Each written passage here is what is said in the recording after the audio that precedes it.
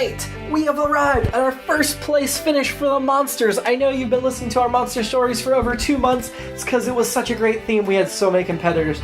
And as I mentioned last week, we were showed up majorly by our guest stars. So first place is Stephen Woosley, who the name might sound familiar because we like to tease him on It's All Been Done Radio Hour if you're a fan of that program. But even if you're not a fan of that program, you should check out IABDpresents.com, which is our parent company, It's All Been Done Presents, where you can find not only our podcast and It's All Been Done Radio Hour, but tons of other great podcasts, written work, and more. There's a shop with some cool merchandise, all kinds of neat things. This week I want to highlight It's All Been Done Radio Hour, of course, because that is our flagship show, the original, and it's really funny, and Wooz is great in it. So catch him on the Packer and Ratcliffe commercials. One commercial, and it hasn't been released yet, but will be soon. Stay on that feed. But if you listen to the Packer Ratcliffe commercials, you'll hear him name dropped a bunch of times. Now, without further ado, let's hear Wooz's Dirty Story Night at first place winner. One more, just you. Woosley. All right. Woosley. Try not to hold your hatred against him. I make no promise. For better or worse, this is another Godzilla. Yeah! You can never have shit like that. That was the title? Toho Pictures presents Godzilla vs. Rodan. VS period. Rodan. Godzilla, king of all monsters, an enormous, violent, prehistoric sea monster awakened and empowered by nuclear radiation. Rodan? A pteranodon. A genus of pterosaurs, which includes some of the largest known flying reptiles. The setting, Tokyo, of course. Rodan was pissed and horny. A girl has needs. And those needs weren't being met. So the people of Tokyo had to pay. Again. You know the drill, buildings being destroyed, block after block. Run! Meanwhile, Godzilla had finally gotten into his seabed, but he couldn't sleep. His monster mind drifted to a she-sea monster he knew once. Had a rack like she was smuggling a couple of his eggs in her chest. And a tail that wouldn't quit. Cassandra.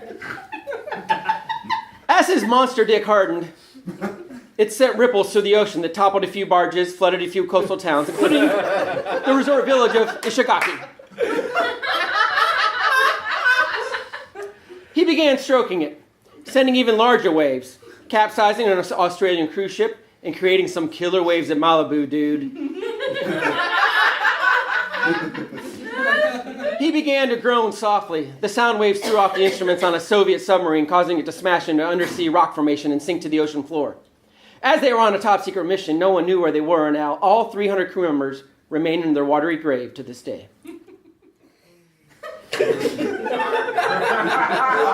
That got dark. Zilla was reaching climax. The last time he had done that, his huge emissions had ended up washing up on the Galapagos Islands, where the 200-year-old tortoises would feed.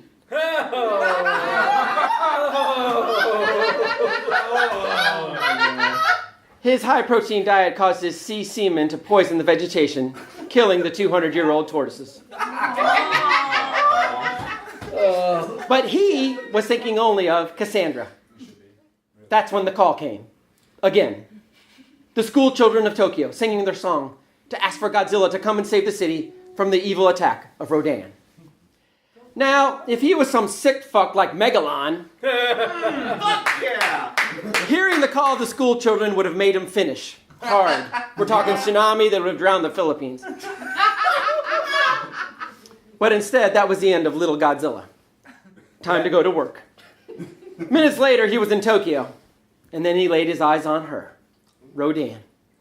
She was flapping her wings, creating a giant wind that was causing cars to smash through storefronts just because she could. He found it precious.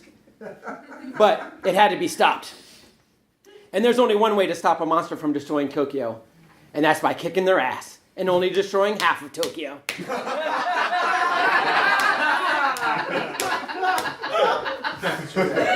After a good hour or two of throwing each other around the city, Godzilla realized it was just getting him more aroused. He thought maybe he could talk to her.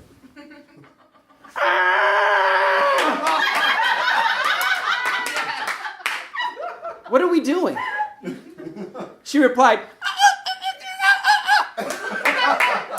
I don't even know anymore.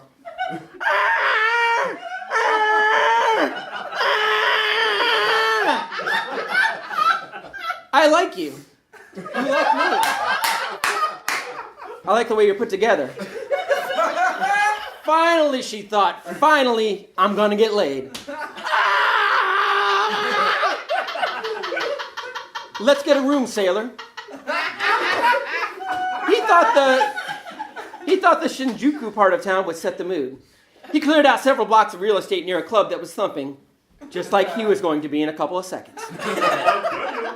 Some hipsters came out to see what the ruckus was about. Godzilla saw them gathering and decided it was time for some foreplay. He used his fire-breathing mouth and set it to simmer and began making Rodan feel things she hadn't felt in so long.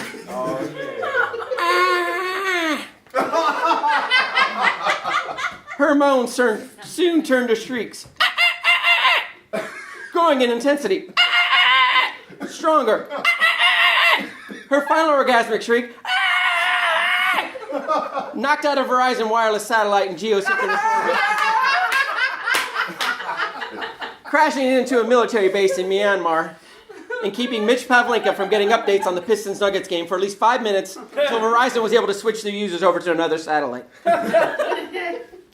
Now it was time for Godzilla to sink something besides a fleet of Japanese fishing boats. His monster dick. In Rodan. He started slowly. It had been a while, remember? He didn't want to blow his monster load that fast, and he wanted to have future fuckfest. With her. And, maybe she had a friend who would be up for doubling up on the king of all monsters. Then he started picking up the pace. As the speed picked up, it started sending tremors throughout the area. The ground opened up, swallowing all the hipsters. This made Godzilla laugh.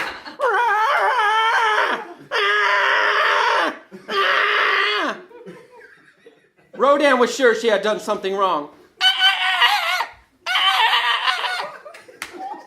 What did I do? Did I do something wrong? Oh shit, Godzilla thought. He nodded over to where the hipsters had tumbled into the earth.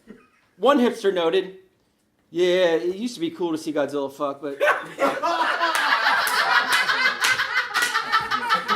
now it's so basic.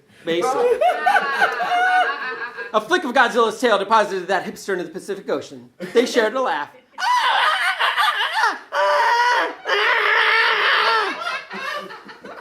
More thrusts, more earthquakes, a tsunami.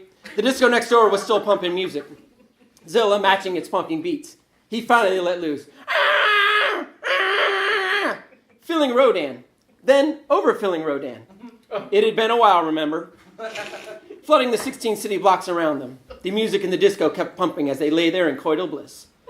Before the city or Godzilla had fully recovered, Rodan turned over and said to him, "Want to go again?" Turns out there was a typo in my story title. As you remember, it was Godzilla vs. Rodan. But it was missing an L, some O's, and E's. The actual title was not Godzilla vs. Rodan. It's Godzilla Loves Rodan. Part 2 coming soon.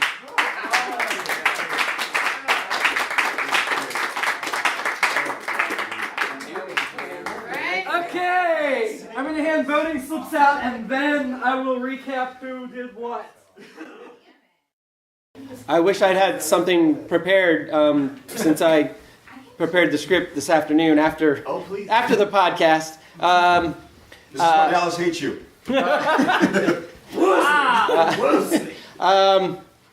This is very special. Is this actually a goat? Yes. I'm from the country, but I'm a city person, so I don't. It says at the bottom what it's for. Maybe the greatest of all time. Oh, that kind of goat. Oh, I thought it was the greatest of all time. I was thinking that too. It should be. This is an honor. I'm amazed everyone stuck around for all 10. I was sure that everyone would be asleep by the time we got to number 10, including myself. And the critics. Sorry. I think I definitely had an advantage in that Nathan was not interjecting at the end of every sentence I said.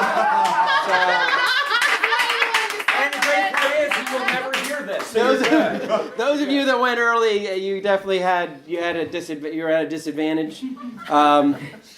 Dude, wait, I'm playing you off. I'm just kidding. I'm just kidding. You can keep going. You know, I'm going to keep trying to do better dirty story night speeches. You keep on trying to do dirty story night speeches. Let's just keep rocking and rolling, all right? Yeah! Woo! You didn't thank Colleen. Thanks, Colleen.